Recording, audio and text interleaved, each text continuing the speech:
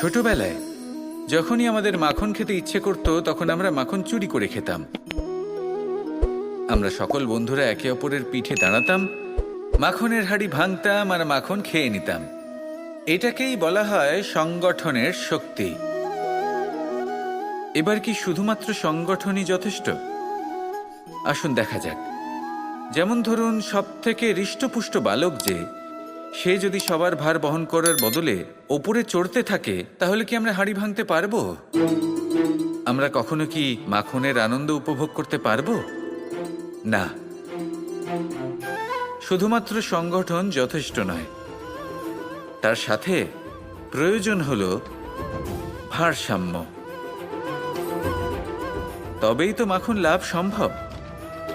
ঠিক সেভাবেই জীবনেও নিজেদের সম্পর্কে, পরিবারে, সমাজে, কার্যক্ষেত্রে ভারসাম্য বজায় রাখা প্রয়োজন।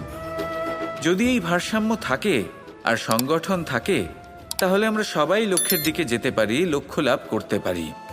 কিন্তু যদি এই ভারসাম্য না থাকে, তাহলে এই সম্পর্কও ভাঙতে থাকবে, পরিবারও ভাঙতে থাকবে, কাজেও বাধা পড়বে, আর আমরা লক্ষ্য লাভও করতে পারবো না।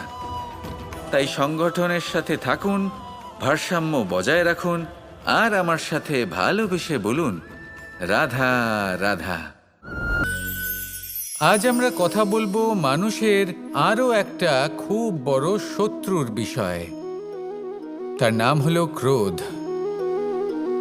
এই ক্রোধ হলো একটি জ্বলন্ত কয়লার মতো, যেটা প্রজ্বলিত করে আপনি যার দিকেই ছুঁড়ে মারুন না কেন, সবার আগে কিন্তু আপনারই হাত পুড়ে যাবে। কিন্তু কখনো কখনো এই জীবনে রাগ দেখানোটাও খুব অবশ্যম্ভাবী হয়ে পড়ে।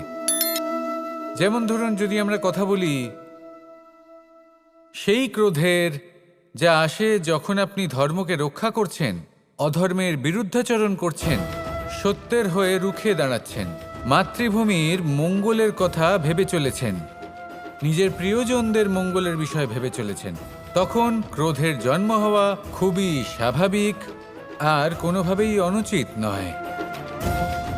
কিন্তু যদি তখনও আপনার মনে ক্রোধ জন্ম না নেয়, তাহলে এর অর্থ হলো যে আপনি কোথাও না কোথাও দুর্বল। এই ক্রোধ নামক শত্রুকে যদি মিত্র করে তুলতে হয়, তাহলে পরিস্থিতির সম্যক ধারণা, বিবেক আর ধৈর্য, এই তিনেরই প্রয়োজন।